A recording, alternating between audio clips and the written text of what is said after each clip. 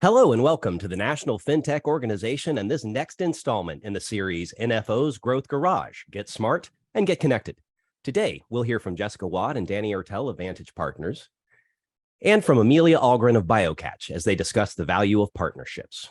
All attendees are in listen-only mode, but the chat feature is available at the bottom of the window for comments and questions. Please give it a try now and let everyone know what part of the world you're connecting from. And as we go along, add your questions for our panelists.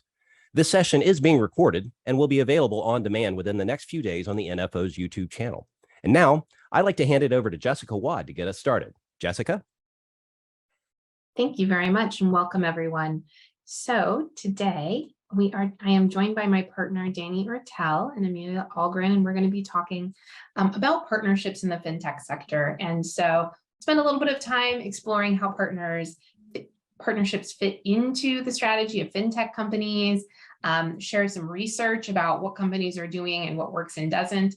And then most excitingly, Amelia will share some stories from the trenches at BioCatch. And so Amelia, as we get started, would you mind giving folks just a quick overview of BioCatch and how you guys partner? Yeah, absolutely. It's great to meet everyone. My name's Amelia and I lead strategy and operations here at BioCatch. So we are a FinTech in the fraud prevention space. And what we do is we help the largest global banks reduce their fraud losses, but at the same time, the technology also reduces friction in the digital journey. So to give an example of a few of our customers, we've got American Express, HSBC, Barclays, Citi, NAB. The secret sauce, the technology, is behavioral biometrics. So when we say behavioral biometrics, we truly mean the human physical device interactions that you have. So the cadence at which you type, the angle you hold your phone, the pressure with which you swipe. And what we do is we're fundamentally a data risk management business. So we take all of this data, and we deliver insights. So just to give one quick example, I've had my social security number my whole life. It's stored in my long-term memory. When I type that, it actually comes out in the keys. So I type it very quick. It's not segmented. It's very smooth. If a fraudster stole my social security number and was entering it into a credit application, right, they would type it out of their short-term memory and it would come out segmented and they would do things like copy and paste. So that's just one of 100 insights that we use to tell someone like American Express, someone's applying for a fraudulent credit card. Thank you so much, Amelia. And, the FinTech space is very, very large. And there are a lot of companies operating in a lot of different ways. And so as we go through our session today, as Joey has said in the chat, we really do want to hear from you with your questions, your comments. Pause us by throwing things in the chat. Let us know when you want to talk through things, because some of you are over here in the left-hand side with BioCatch, really working behind the scenes, enabling a number of players across the financial services sector. Some of you are directly touching consumers or businesses and everywhere in between. And in fact, to help us have an understanding of who is here with us today, we would love you to take just a moment to answer this poll. And you can choose multiple because we know most companies defy categorization, but help us understand, are you with what we would consider a traditional sort of long-standing financial institution? Would you describe yourself as a FinTech that directly serves consumers? So you or me in our private lives.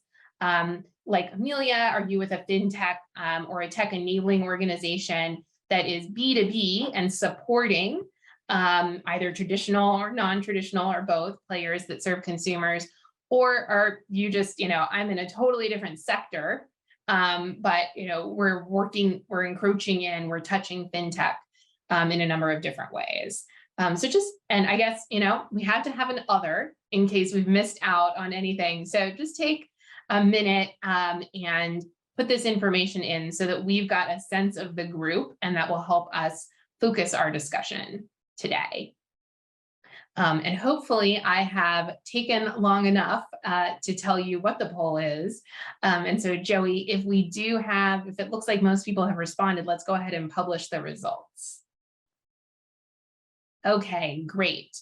So it looks like, well, quite a few others. So that is good and useful to know. And also quite a few folks here that are in that B2B space, like Amelia, and a few that are directly touching consumers. So that is incredibly helpful. Thank you. So Danny, do you want to share a little bit of research with the group about how partnerships are being used in this space? Yeah, thanks, Jess. So we've been doing this research for a while and watching this space for a while. I myself have been in the partnering space, trying to help companies either get into partnerships, stand them up so that they work, or fix them when they're broken. And we've seen some things sort of change over time. But one of the things that's clear, and I think you'll see it with the data on the slide, is that partnering as a business model is very much here to stay.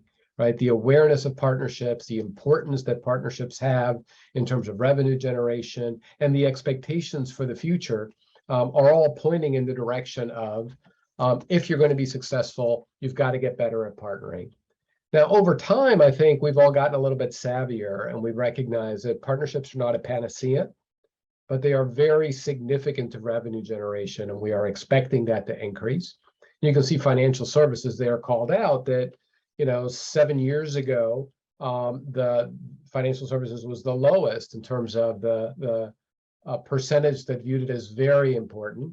And yet you see that over time, financial services companies are finding that revenue generation today and revenue generation going forward is very important.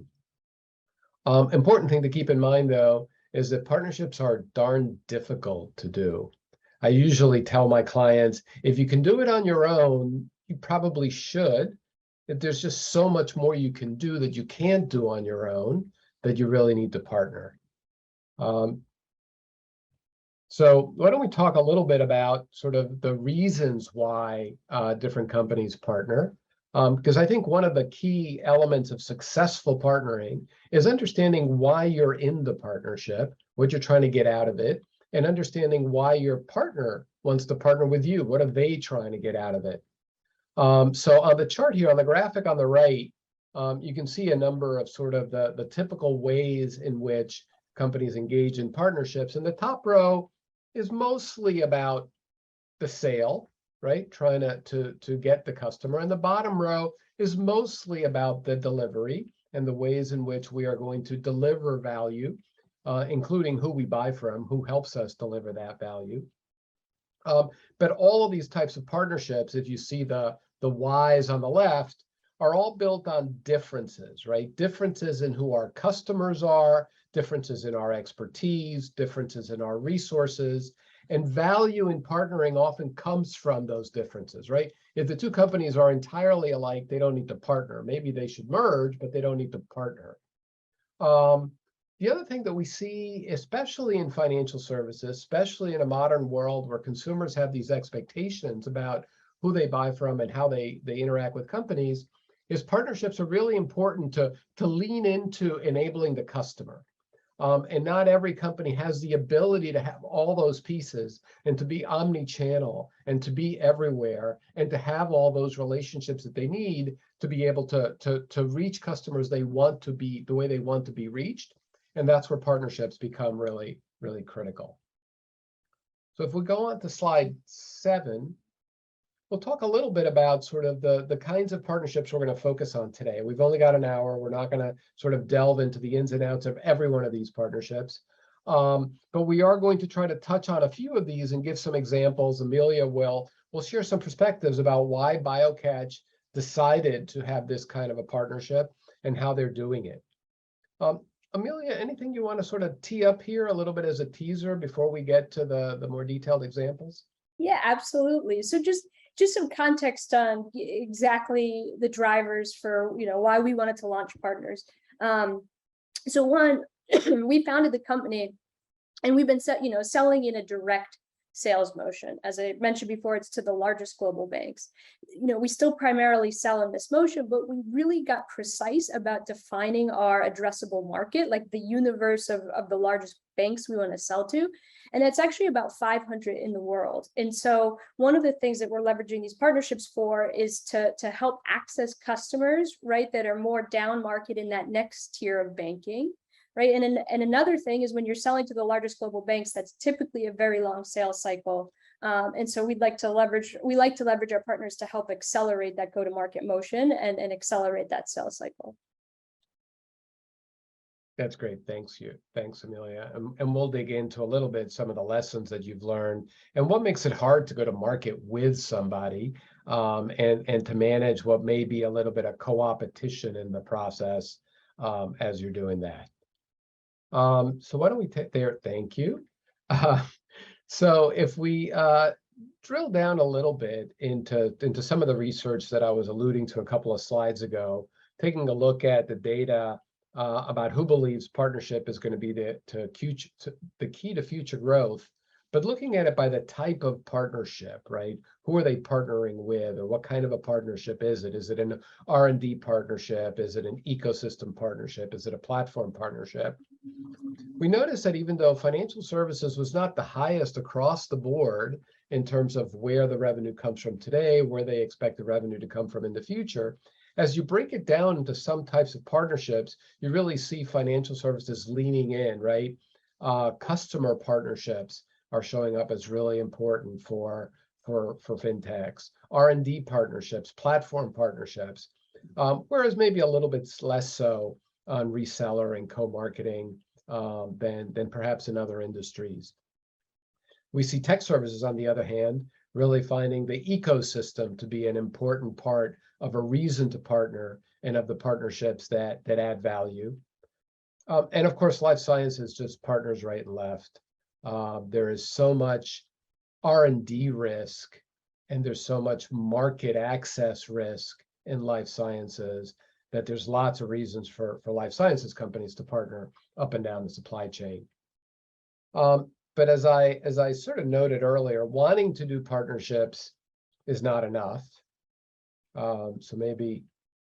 Yeah, so consistently over time, research has found that around half of partnerships fail to fully achieve their objectives. And so as you look at this research over the past 7 years, we see, around 20% really falling into that category of maybe we wouldn't have done this had we known that this was going to be the outcome, right? Generally failing to achieve their objectives.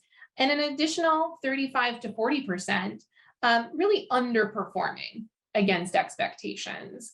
And sometimes folks look at this chart and they say, well, then I think I'm going to take Danny's advice before and just do things that I can do myself. However, we find is for many of us, that is not the right answer. There are companies that can accelerate our growth, accelerate our route to market, and the exploration is worth the pain. And what we find is that's what practitioners believe too. So when you look at results, you find that the companies that have had significant failures are not necessarily the companies who are walking away from partnerships as a critical part of their toolkit. And when you dig a little bit deeper, you see that being good at partnerships is not just about making a decision to say, hey, we're going to leverage some external companies in some specific ways. And now that we've made that decision, it's all good. Our team should be able to execute on it. It actually takes building some organizational capability and maturity around working with other organizations in a different way in order to be successful. So in a moment, I'm going to share the partnership maturity model that we leverage. But before I do, I want to say those companies that rate as higher levels, the top 2 levels of partnership management maturity, get significantly more success than their peers. So they realize 47% more of the value that they expected from their partnerships. and they're 80% more likely to say that they've actually fully achieved their objectives. Conversely, those that are in the lowest levels of maturity see close to a third of their partnership failure rate being attributed just to execution challenges, right? So these are companies saying, you know what, it was the right idea, it was the right organization, it was the right market, like this should have worked, and we simply failed in the execution. And that number is far, far too high. And also, these folks are seeing, 50% higher chance of failure than their peers with higher maturity. And so we encourage you, if you take nothing else away from today, go back, look at your own organization, and also look at some of the organizations that you are working with that are critical to your success, and ask the question, where do you think that they fit into this maturity model? Because if they're down here on the left-hand side, there's a lot of work. It's not that those relationships cannot be very valuable for you, but a lot more work is needed to make any individual initiative successful on the left-hand side, whereas companies that are in the green and the purple are by and large more systematically successful. And you see you've got a mark here in level 2, that this is where the financial services as a whole, this is the median rating. So most organizations are still in this zone of starting to leverage partnerships, as Danny said, right? We've seen a big increase in companies using these, bringing them into their strategic toolkit, but execution against them is still very much ad hoc and relying on individual skills and heroics to push through the organizational quagmire. They've got lots of headwinds and very few tailwinds from an organizational perspective. And so with all of that background, let's get to the really juicy stuff of digging into how this has played out for BioCatch. And I do have a question that's come into the chat. So this session is being recorded, and I think it will be shared out to everyone who registered, as will the slides. And so we'll follow up afterward just to make sure that's the case. But if for any reason you want them and you do not receive them, please feel free to reach out to any of us or to the NFO team. We'll be happy to make sure you get them. So that said, as promised, we are going to talk a little bit about some go-to-market partnerships at BioCatch, as well as some co-innovate relationships. And before I hand it over to Amelia to talk about the first type of go-to-market partnership, I want to just pause here and say, when you're thinking about partnerships as a route to market, it's very easy for all of the different possibilities to get tangled up in everyone's mind. And you sit around a table debating, should we do this or should we do that? And people are interpreting it in different ways. They're struggling to figure out what's a good decision, what's not a good decision. And so we've got up here on the screen, a fairly straightforward, but I think powerful model for how you need to think about your distribution strategy or your go-to-market strategy. Hopefully everything in the green, that's your basic business strategy, like Amelia was discussing. Do we know who we're trying to target, who the buyers are, what the ecosystem looks like, how we fit in? You need to have that. But after that, saying, given all of that context, do we already have the relationships that we want, access, so feet on the street and mind share, right? They'll take a meeting, they'll take a call with the buyers that we say that we're trying to target.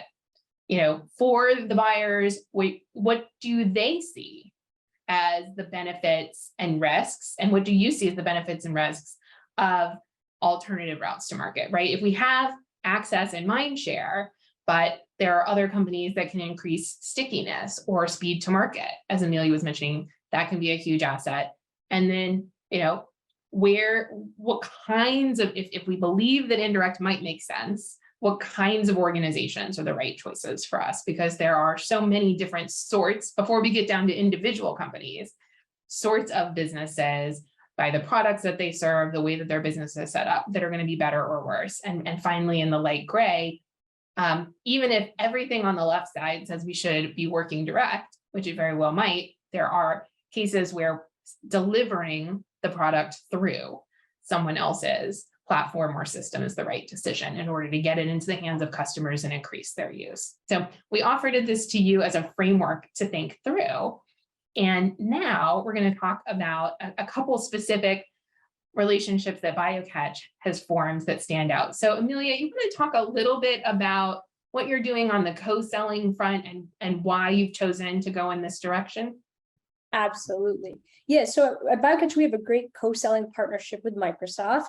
And just to set the stage a little bit with a context on our technology. So when you're actually collecting the keystrokes and the mouse movements and the swipes in session, it turns out it takes up a lot of compute power. And we're a cloud-based solution and we deliver on Azure. And so when we sell, one of the largest global banks and their 30 million customers, it turns out Microsoft sells a lot of Azure as well. And so we discovered this, that our incentives are aligned. Microsoft actually has a strategy for, its financial services cloud. And the way the partnership works is there's a sales rep at BioCatch that gets assigned to the prospect account, but there's also a sales rep at Microsoft that's assigned to the account. And we actually both close quota if we achieve a successful sale. They close their Azure sales quota and we close our BioCatch quota. And really what it helps us achieve is to accelerate into our win zone. So Microsoft is fairly well connected across these largest global banks. And when you think about how we sell, right, there's really fewer than a handful of people at each of these banks that owns the budget. And those are the people that we need to get to. And Microsoft helps us connect those dots. And so I think this is a great example of how when you have aligned but non-competitive incentives, you can succeed.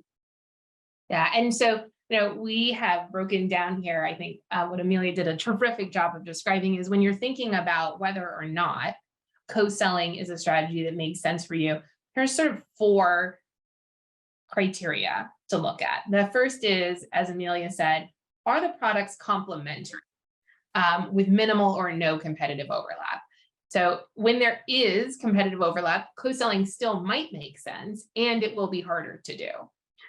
So if they are very complementary with very little competitive overlap, that is a good start. They also need to be products that have a synergy, right?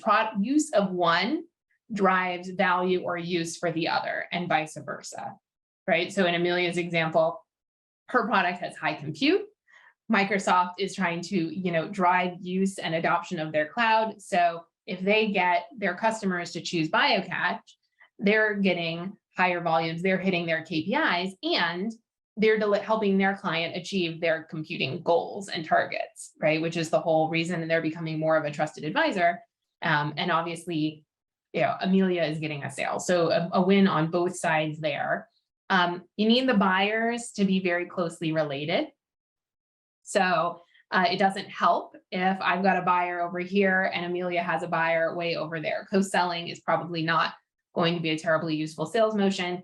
And then the last one, and Amelia, I know we'll talk about this a bit more later, but I'd love for you to say a bit more about how co-selling really works when the products require some deep expertise. Because I think that's a big element of what's going on here. Yeah, absolutely. Yeah, and we'll touch on it a bit later, but fundamentally we're delivering insights. And so we deliver a risk score, but we also deliver insights. And so how those get ingested is very key. Yeah.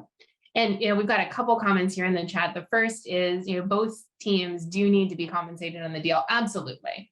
Right. So, you can get a very small distance on goodwill and energy, and you're not going to get any sort of volume or traction unless there's enough value for both companies that they are rewarding their salespeople implicitly and explicitly for your joint sales motion. And then Amrit, I'll let Amelia answer your question for her situation. In general, the relationship for co-selling can be owned or start on either side. And it's really about negotiating what do we do when the other party brings us in and having clear rules of the road for engagement. Yeah, I'll say this is one. First to the point on closing quota, something that's really unique about this is from a CAC standpoint, from a cost of customer acquisition, BioCatch doesn't pay out any kind of commission to the Microsoft sales rep, right? They get that by virtue of selling Azure. So I think the first thing that this partnership did was look across the ecosystem and consider who else do we benefit? Like what else are we essentially warehousing in our product, where if we sell more of our product, we sell more of their product, and that made the incentives aligned. In our case, typically the Microsoft rep is talking about Azure first with the customer, and then brings us in to talk about their fraud challenge. And then, obviously, if we're talking to anyone about their fraud challenge and they're going to solve it with BioCatch default, we sell that Azure.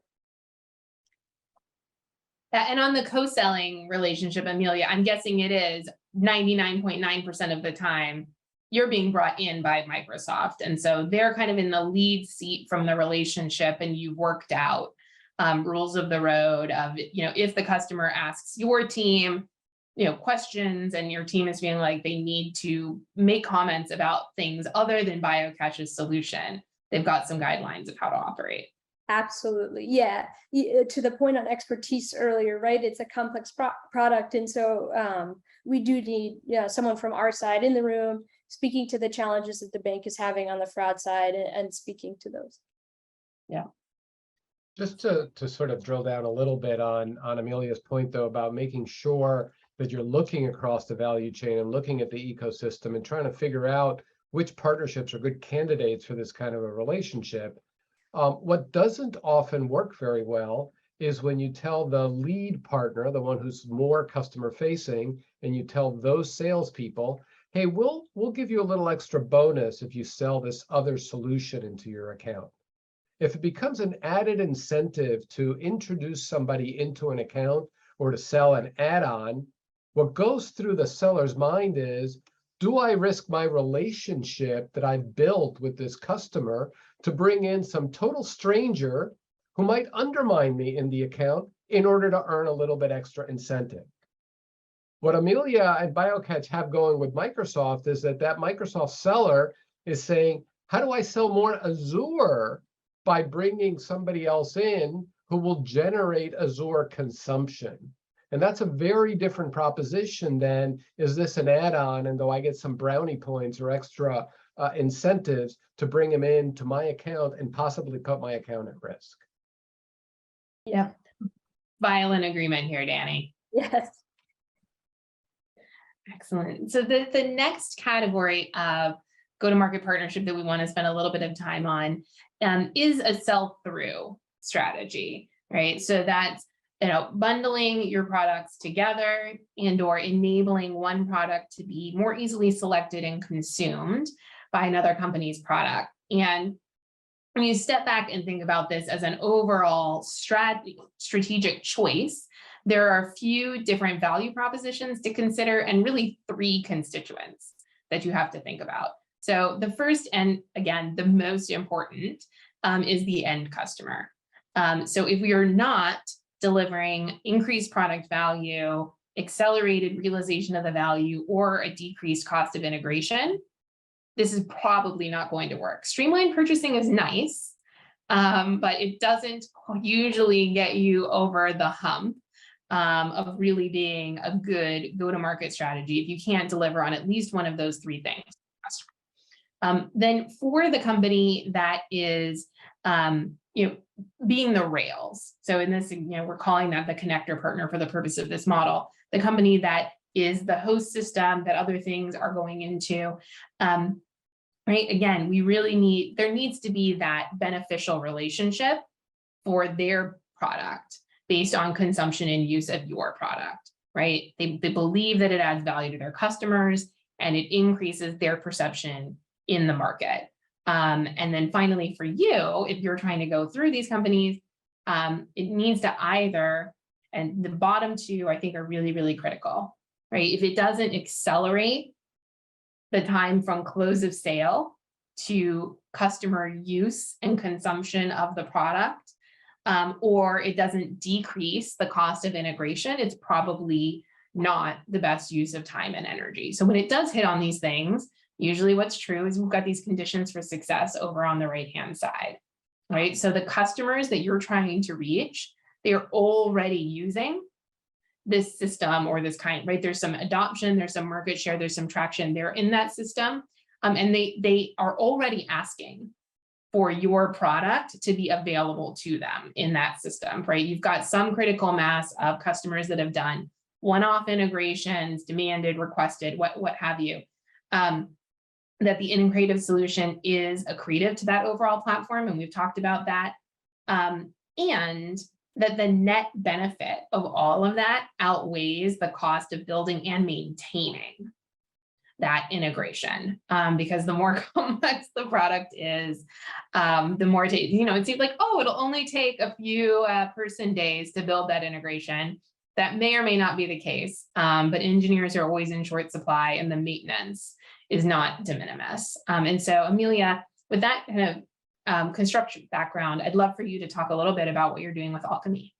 Yeah, absolutely. So to set some context, something that's unique about our product is one of our core challenges is that we need context to what the user is doing, right? So again, we're tracking their mouse movements and their swipes and all that, but it matters what they're typing into. So in the social security number example I gave, it matters knowing, us BioCatch knowing that that's a social security number field. So what that means when we implement the product, right, we have to, the integration is a little bit more challenged. We have to spend time with the team and, understand what the page looks like. And for the largest global banks, right, they've designed their own digital experiences. But for the mid and down market banks, they tend to leverage a digital experience partner, right? Because I'll give an example where I'm from, New Hampshire, St. Mary's Credit Union, right, isn't going to go build its own app and have engineers. So they actually partner with a company like Alchemy, who allows them to deliver a mobile experience to their customer or a digital banking experience to their customer. So one of the things for us is that we actually can't access a customer like St. Mary's Bank without a partnership with somebody who's providing that context back to us or the digital experience. And so when we look at Jessica's slide, and we start at the end customer, just because we can't access them, they're actually experiencing fraud losses. So they're experiencing the most sophisticated types of attacks, the scams, the mobile malware, the rats, all of the worst stuff, right? And they need solutions. And actually one of the things that was happening with Alchemy, right, they start getting calls because they're such a trusted partner of these banks with the digital experience they're delivering. They start getting calls, can you also help us with our fraud? And so we found this partnership to work very well. So we integrate once into Alchemy.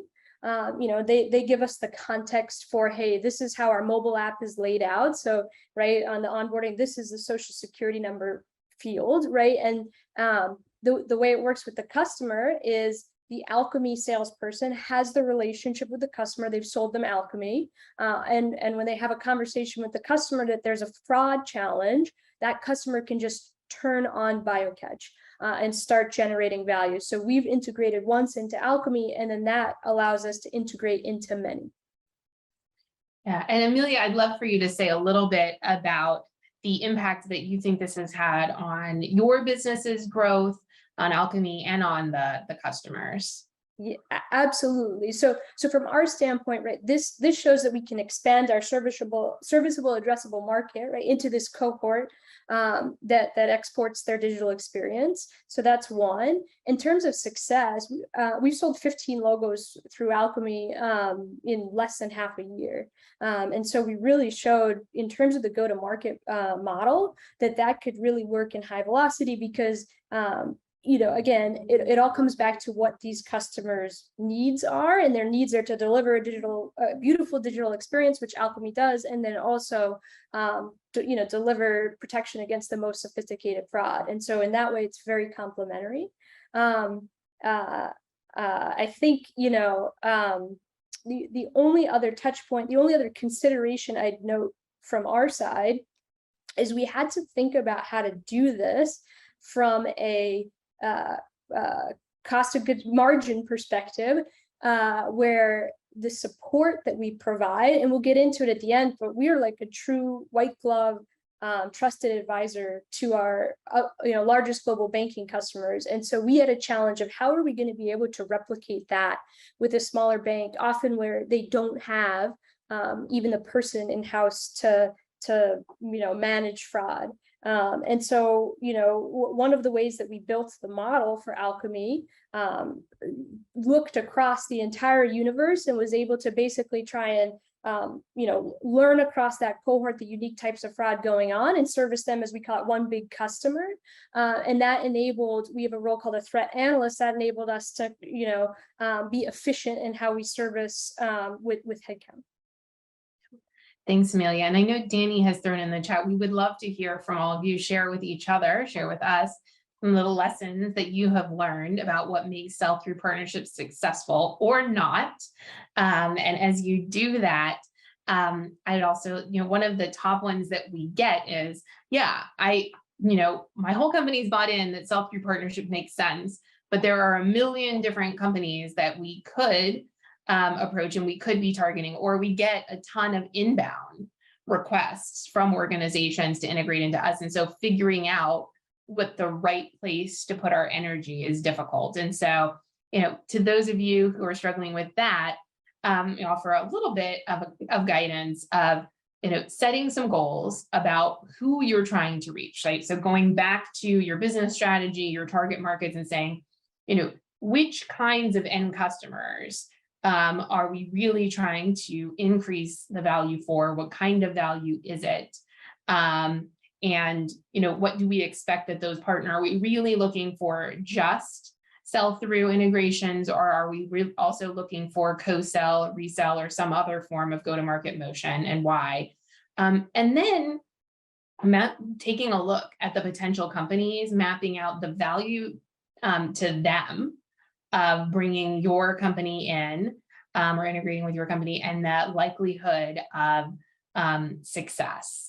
And mapping those things out and using it to identify which of these are the most interesting, and then measuring as you go over time, not just what you've built out, but the customers that are actively using it, so that you don't end up at the end of the day with 300 integrations, each with 3 customers. Because sad to say, that is something that I have seen. And when that happens, neither company gets what they're really looking for out of the product and out of the relationship. Amelia and Danny, anything additional you would want to add on these sell-through relationships before we move into reselling? No, just that I think the clear goals are key, right? Like, again, for us, right, we mapped out the ecosystem of banks. We know where the demand curve lies, right? It extends all the way down, but we just knew that we couldn't access it. And so surely, like, these, if these banks are having a conversation directly with us saying they need a solution, they're having conversation with these potential partners of ours as well. And so, we validated that in conversations with Alchemy. The only other thing I'd say is one consideration is, like, Alchemy is relatively new. They're probably about our age. We're a 10-year-old company. And so they were very nimble in how they worked. And so just another lesson learned, because we'd had the idea for a while, but not been able to break through with some of maybe the larger providers. And so it was great to work with another company that was also very nimble. And I think worth considering, even though sometimes it's like, well, are they going to be able to handle, a partner as well? Well, but in this case, right, they were very nimble in the technology. We got integrated very fast. We were to market very fast, and things moved very fast. Like I said, 15 customers in the first half of the year. Yeah, that's a fantastic point, Amelia. And often that, that likelihood of success, of interest on both sides to really move forward with the integration and be able to onboard customers is the most critical determinant in the early stages. And once now that you've built this track record with Alchemy, I'm guessing it'll be much easier to entice and engage other companies that you would like to have in your program. Yes. So the last category of go-to-market partnership that I want to make sure we talk about here is reseller, where we Don't just work with another company, as Amelia described with Microsoft, to bring customers together and talk to the customer jointly about how our products and solutions and how they complement each other, but actually equip and enable another company to take our product to market, to represent and sell it fairly, and in some cases completely, but I'll say, at least fairly independently. And so I know, Amelia, this is something that you have experimented with in different ways at BioCatch with more and less success. I'd love for you to sort of share your story. Yeah, absolutely. So, when I describe the business as a data risk management business, and our currency is behavioral data, right? What we deliver and what's unique, and what's unique about us is our behavioral expertise. And so these insights that we ultimately deliver. And so the value that the customer derives from the insights has to be well understood.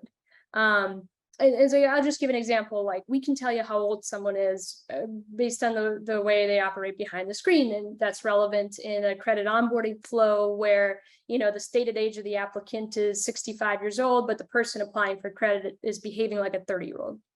And so, the bank understanding how to leverage these insights is really, really important. And in a reseller model, right, we're putting the product in the hands of someone else. We'd be putting the product in the hands of someone else to go knock on the door and exclusively had the conversation. So I think one of the things that we learned was the self-awareness of around, this complex value equation that we have, and the need to really understand that the data is that we can't put it in the hands of somebody else. So if we're going to we could have a commercial referral model, but we still need to be in the conversation.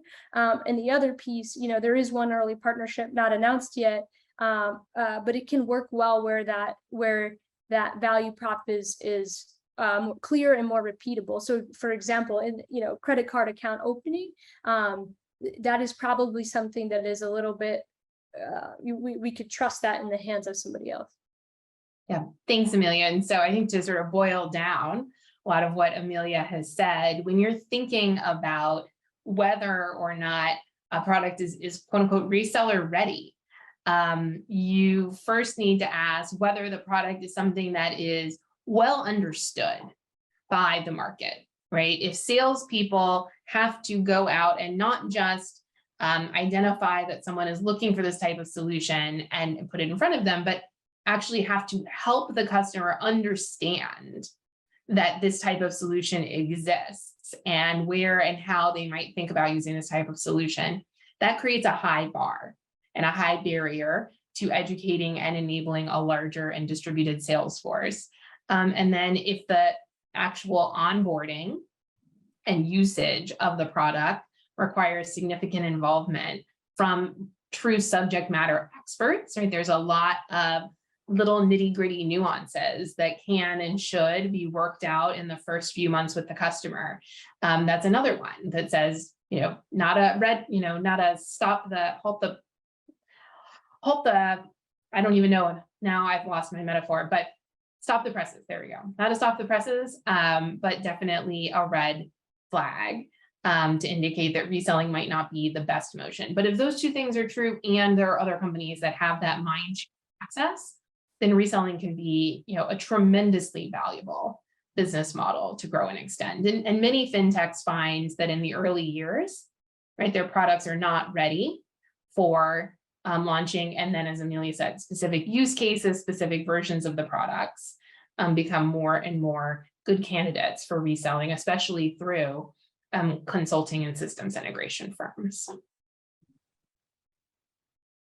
All right, so up to now, we've been talking about identifying customers, accessing customers, trying to close the deal with customers. And now we're going to just take a few minutes that we have left to touch on a different kind of a partnership, one in which we are actually focusing on delivery and product innovation and working in other parts of our value chain.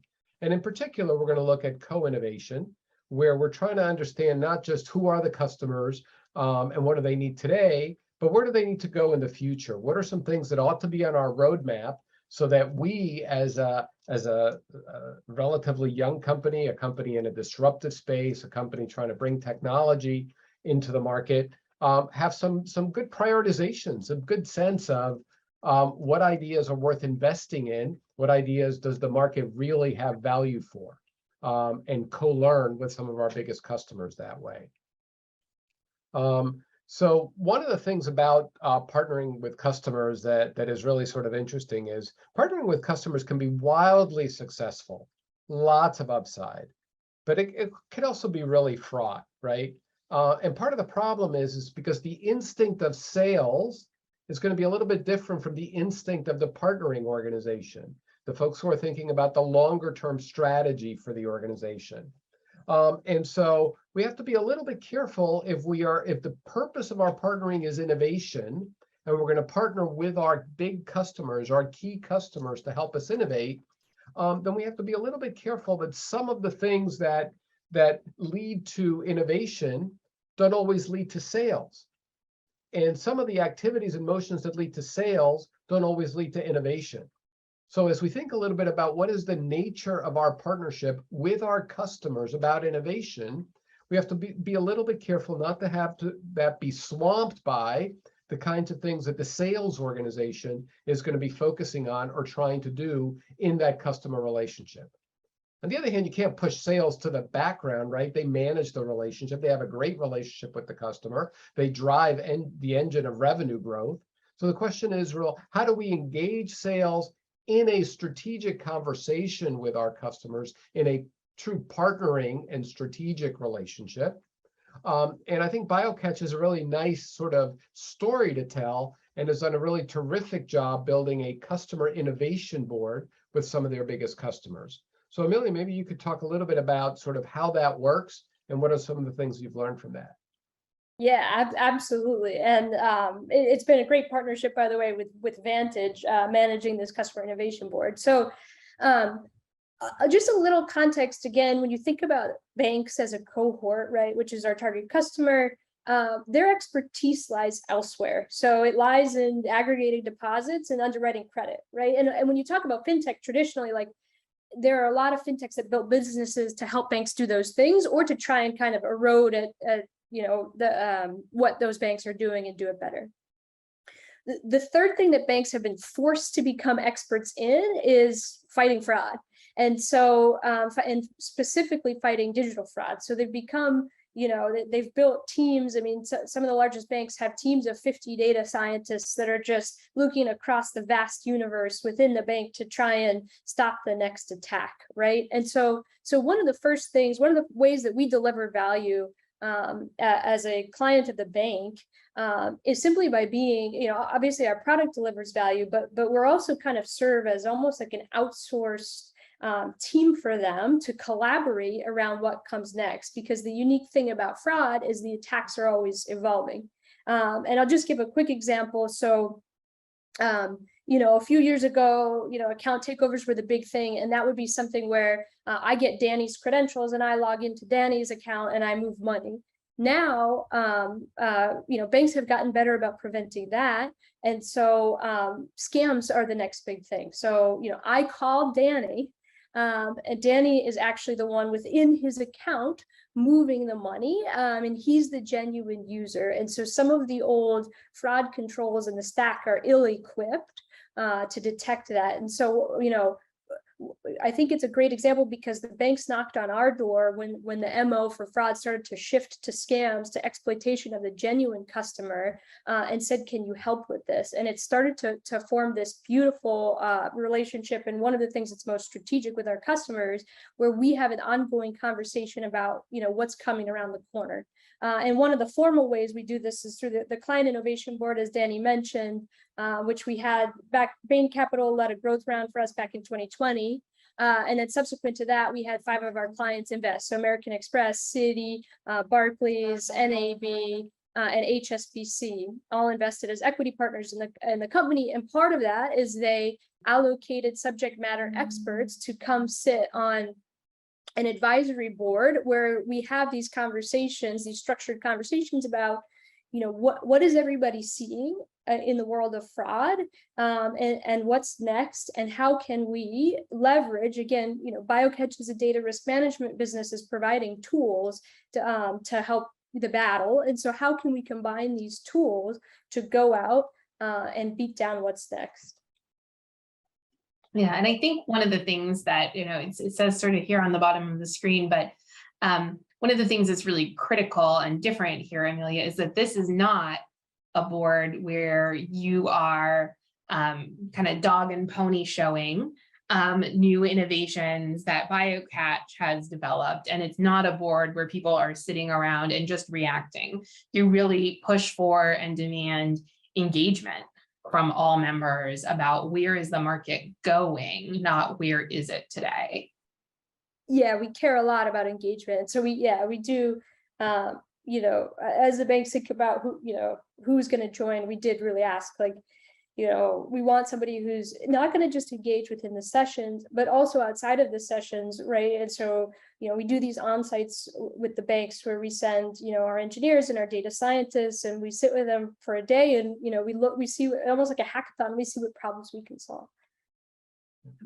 For those of you out there whose value proposition is at least in part a network effect value proposition, partnering with customers in something like this structure where you actually have a collection of customers who are working with you to figure out what the next thing is a way to shorten the time it takes to get the critical mass to have the network effect actually mean something, right? So BioCatch has half a dozen of the biggest banks in the world on their customer innovation board. And if those banks join in, by definition, you've got critical mass and you've got network effect across millions of transactions in the ecosystem. And that just shows the value much more quickly to each joiner when there is that critical mass to the network effect. So another value or another benefit of this in FinTech especially is accelerating the path to network effect. Yeah, that's a great point. And I think one of the things we observe is there's kind of two warring views within the banking industry today. So one is that fraud is not a strategic advantage, and one is that fraud is a strategic advantage. And so those who think fraud's a strategic advantage are more likely to partner in something like this, to contribute to something that keeps them ahead. Yeah. And so, we've covered the gamut of a number of different partnerships that BioCatch is employing and that fit nicely into that B2B segment of FinTech. And hopefully have also left you with a few different tools and ideas that can impact how you and your organization are thinking about engaging with the other companies, whether those are customers, competitors, or simply tangential organizations in the market. As we take final questions, because I think we have just about 5 minutes, I will use up a little bit of time by summarizing what we thought some of the key takeaways might be from this session, which is really kind of getting your executive team and companies that you're talking with clear that partnership can take many different forms, and that the right approach varies quite a bit based on what you are trying to do. And it's easy to rush in and say, I've got peanut butter, you've got chocolate, let's make some Reese's peanut butter cups. You can tell that it's the mid-afternoon for me on the East Coast. I'm quite hungry. I'll be having a snack after this, but it's easy to rush in and say, we've got two good things that are good together. Now let's go to market. But taking the time to pause and think through, is this best done? Does it fit the criteria of co-sell? Does it actually work as a resell? Is this really about joint innovation and enabling, one company to go to market? What's the best approach to meet the needs of the customers is critical. And the companies, whether large or small, that are have won in the market over the past few years and expect to win in the next few years are ones that are leveraging these external assets and getting the highest ROI out of them because they've built some muscle and some capability.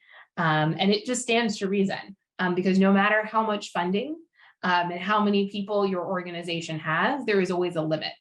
And so if you're able to take advantage of the resources and the reach and the capabilities of another organization, that is accretive to your business. And so, I see a couple of questions coming in. Again, encourage folks to throw those in. But Amelia, I think one big question for you is, as you started on this journey, so some of those early conversations with executives within BioCatch, are there places where you guys were worried about some of the partnerships that we've talked about today? You weren't sure if that model made sense for you, and if so, how did you unpack that and make the decision to go forward?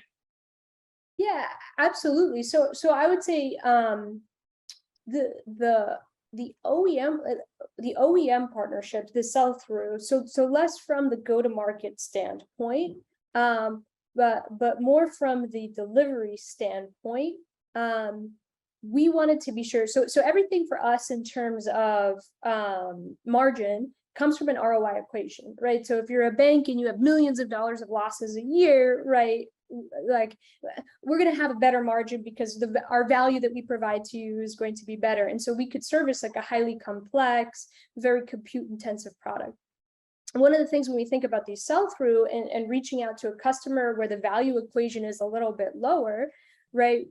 We knew we had to test the thesis of, can we, deliver a margin. So one of the things that we obviously did is we were going to budget in case we, in case we couldn't. So we did a small, limited test, and we were willing to, if our costs were going to exceed, even if we had success selling, if our costs were going to succeed, what it takes to deliver exceeds what the value that we receive, we were willing to give that up. We budgeted for it in case it failed. Then we also addressed it. So we have a fantastic COO out of Tel Aviv, who's very on top of this. So he has a very metrics oriented look and kind of thought, okay, to make the equation work, what does it mean in terms of resourcing? And so we were very deliberate about that. Excellent. Thank you, Amelia. And Danny, I have one question that's come through for you. So you said early on that customer partnerships are a big focus and prevalent in the financial services space. But you also talked about some of the challenges. So how do you know when you need to truly partner with a customer versus, serve them as a valued customer? Like, what's the tipping point? I think it's a question of trying to understand what we're trying to accomplish strategically over what time frame, and how that aligns with what our customers is trying to accomplish.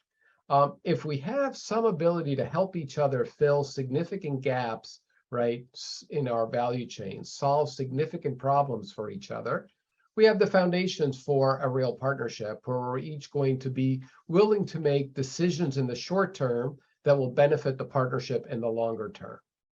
If we don't see those gaps and we don't see that more strategic fit potential, then it maybe works quite well as a transactional relationship, right? It can be full of trust, it can be full of respect, it can be very reliable. It just doesn't have to require strategic investment from either side. Excellent. And we have 30 seconds left, so I'll handle the last question that I think we have time for, which is, which of any type of partnership has the lowest return? And so if you think back to the slide that Danny shared, companies are doing lots of partnerships that are multiple mixes of things, but our data does indicate that relationships that are based purely on co-marketing and referrals are very popular to form and very low ROI overall. So if neither company is willing to go to that next level in either go-to-market motions or product development and integration motions, it is unlikely the partnership is going to move the needle. So with that, I will hand it back over to the NFO team to close this out. Well, thank you very much, Amelia and Danny and Jessica, for an information-packed session. Let's get our information up on the screen here. There we go. And thanks to everyone who joined us today. As a reminder, the recording of today's session will be available soon on the NFO's YouTube channel. Be on the lookout for details about the next presentation in NFO's Growth Garage coming in mid-October. More information will be posted on the NFO website and social channels as soon as it is available. The registration link will also be available soon on the NFO website at nationalfintech.org. Thanks again for joining us, everyone. Have a great day.